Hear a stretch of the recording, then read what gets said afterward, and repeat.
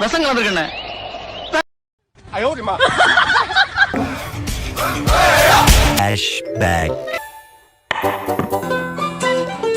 கையை வேற சுட்டுக்கிட்டு இதெல்லாம் எவ்வளோ போடணும்னு தெரியாது, எனக்கு தோன்றது போல போட்டிருக்கேன்.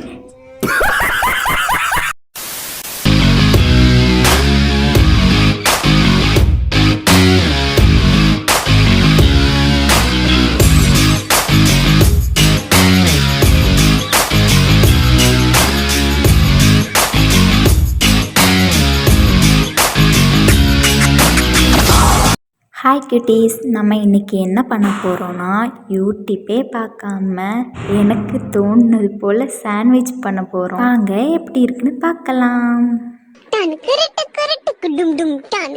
சாண்ட்விச்சு என்ன திங்ஸ் எல்லாம் தேவைப்படும்னா, வெள்ளரிக்காய், பல்லாரி, குட்டி தக்காளி சாண்ட்விச் செய்ய வச்சுருக்கேன். பெரிய தக்காளி வீட்டில் டொமேட்டோ சாஸ் செய்து பார்க்கலான்னு வச்சுருக்கேன். பார்க்கலாம் எப்படி வருதுன்னு. அப்புறம் நெய், மைனஸ் செய்யறதுக்கு ஒரு எக்கு, பூண்டு, பெப்பர், அப்புறம் ப்ரெட்டு. இதெல்லாம் எவ்வளோ போடணும்னு தெரியாது, எனக்கு தோன்றது போல் போட்டிருக்கேன்.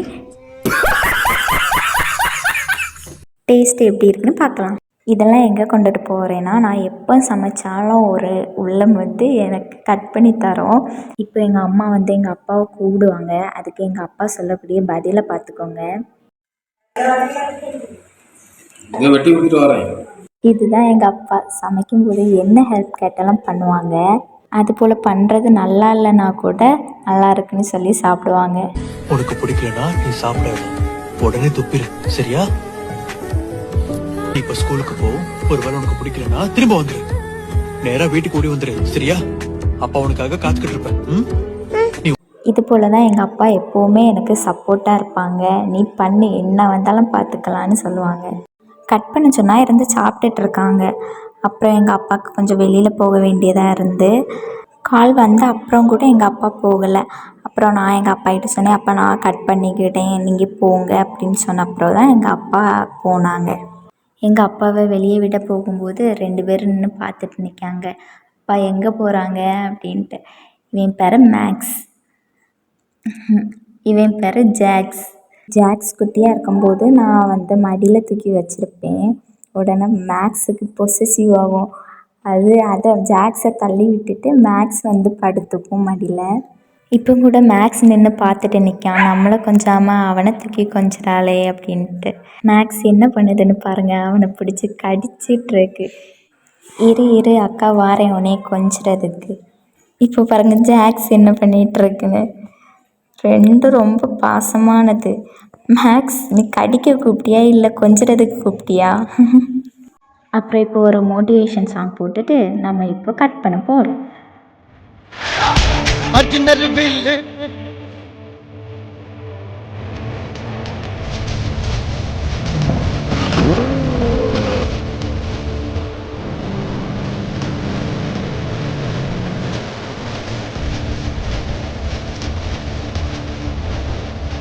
Flashback.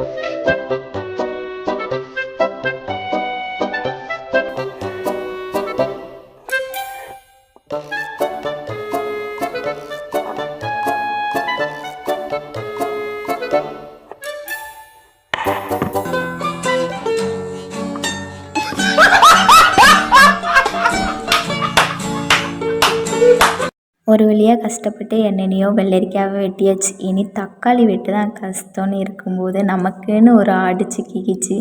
வெட்டி தரீங்களா? எங்க அப்பா பதில் வெட்டினாங்க, நான் இதை வெட்டினேன். வெட்டி தரீங்களா? எல்லாம் அழகாக குட்டி குட்டியாக வெட்டி வச்சுக்கணும். அப்புறம் நம்ம டொமேட்டோ சாஸ் பண்ண தக்காளியே வேக வைக்கணும். அது எப்படின்னா, இப்படி பிளேட்டில் ஓட்டை ஓட்டையாக இருக்கும்ல, சோறு வடிக்கிறதுக்கெல்லாம் யூஸ் பண்ணுவோம். அதே போல் எடுத்து வச்சுட்டு ஒரு கிண்ணியில் தண்ணி ஊற்றி வச்சுக்கணும். அந்த தண்ணிக்கு மேலே பிளேட்டு வச்சு, பிளேட்டுக்கு மேலே தக்காளியை வச்சு மூடி வச்சு அவிய வச்சா போதும். இது இட்லி குக்கர்லேயும் பண்ணலாம். மைனஸ் பண்ணுறதுக்கு பூண்டு, பெப்பர், அப்புறம் ஒரு எக்கு உடச்சி ஊற்றிக்கணும். கொஞ்சம்லாம் ஆயில் ஊற்றிக்கணும். இதுக்கு அளவெல்லாம் தெரியாது எவ்வளோ போடணும்னு. எனக்கு கைக்கு வந்தது போல் நான் சும்மா குத்து மதிப்பாக போட்டிருப்பேன். அப்புறம் இதை மிக்சியில் பல்ஸ் மோடில் போட்டு எடுக்கணும். ஆனால் எனக்கு பல்ஸ் மோடில் போடும்போது லைட்டாக கூட க்ரீமியாக வரல. ஸோ நான் அதை ஆனியன் வெட்டக்கூடிய சாப்பரில் போட்டேன். அப்போ கொஞ்சம் க்ரீமியாக வந்துச்சு. ஆனால் இதில் என்ன ப்ராப்ளம்னா நம்ம கை வச்சு தான் அதை கிரைண்ட் பண்ணுறது போல் இருக்கும். ஸோ கையெல்லாம் ரொம்ப வலிக்கும். அது மட்டும்தான் ப்ராப்ளம். இல்லாமல் க்ரீமியாக வந்துச்சு.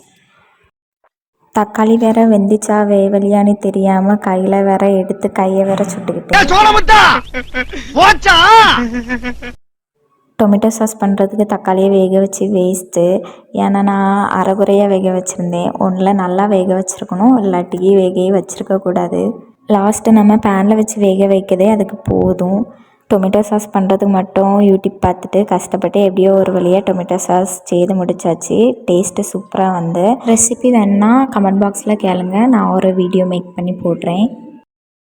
அப்புறம் குட்டி குட்டியாக கட் பண்ணி வச்சுருக்க vegetables, mayonnaise, tomato sauce, pepper, லைட்டாக சால்ட் போட்டு நல்லா மிக்ஸ் பண்ணணும். அப்புறம் நெய்யில் ரோஸ்ட் பண்ணி வச்சுருக்கணும். ஃபஸ்ட்டு 2 ப்ரெட்டு, அதில் ஒரு ப்ரெட்டுக்கு மேலே மயோனஸ் போட்டுட்டு ஸ்டஃபிங்க்கு நம்ம ரெடி பண்ணி வச்சுருந்த வெஜிடபிள்ஸ் வந்து அதில் வச்சு இன்னொரு ப்ரெட்டை வந்து அந்த ஸ்டஃபிங் மேலே வச்சுட்டு டபுள் சைடு ரோஸ்ட் பண்ணி எடுத்தால் சாண்ட்விச் ரெடி. யாராச்சும் இந்த காய் பார்த்துருக்கீங்களா? இந்த காய் நேம் வந்து நோனிக்காய். இது ரொம்ப ஹெல்த்துக்கு நல்லது. இது பழுத்தா இப்படி தான் இருக்கும். முக்கியமாக ஸ்டொமக்குக்கு ரொம்ப நல்லது. இதை பற்றி நான் ஒரு ஷார்ட்ஸ் வீடியோ போடுறேன். இதோட பெனிஃபிட் தெரியும்னா வீடியோ பாருங்கள். எங்கள் அப்பா கிட்ட கொண்டு டேஸ்ட்டுக்கு கொடுப்போம். எப்படி இருக்குன்னு சொல்லட்டும். எப்படினாலுமே நல்லா இருந்தாலும் சரி, நல்லா இல்லைன்னாலும் சரி, எங்கள் அப்பா குறையே சொல்ல மாட்டாங்க, நல்லா இருக்குன்னு தான் சொல்லுவாங்க. கரெக்டாக அப்படியே சொல்லிட்டாங்க.